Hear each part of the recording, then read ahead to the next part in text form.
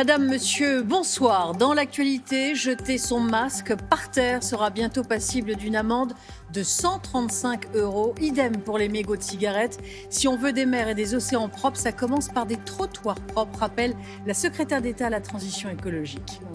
Ce constat, nous sommes nombreux à le partager. On trouve de plus en plus de masques chirurgicaux usagés, jetés à même le sol, dans la rue, un parking et même dans la nature.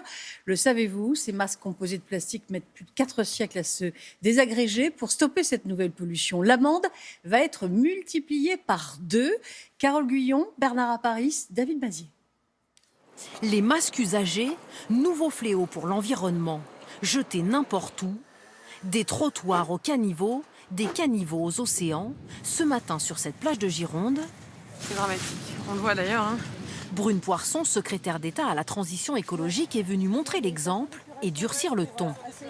Avec la crise du coronavirus, a émergé une nouvelle catégorie de déchets plastiques, que sont par exemple les masques, les gants, les lingettes jetables. Et tout ça vient polluer l'environnement. Et c'est pour cette raison-là que le gouvernement a décidé de durcir les sanctions. Concrètement, l'abandon de déchets dans l'espace public pourra, dès cet été, coûter beaucoup plus cher. L'amende de 68 € va passer à 135 €. La majoration en cas de retard de paiement, elle, de 180 à 375 €. Ces masques sont fabriqués en polypropylène, un dérivé du pétrole. Problème, cette matière met jusqu'à 450 ans pour se dégrader. Une inquiétude déjà dénoncée par les internautes sur les réseaux sociaux. Ce matin, le renfort des sanctions était plutôt bien accueilli.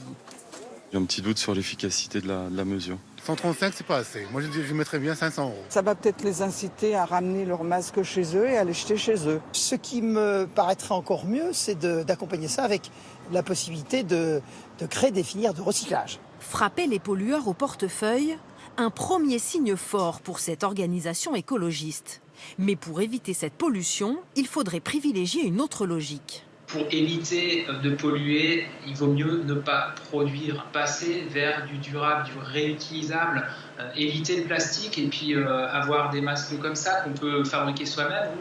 Masques, gants ou encore mégots de cigarettes, ces amendes concernent tous les déchets jetés sur la voie publique.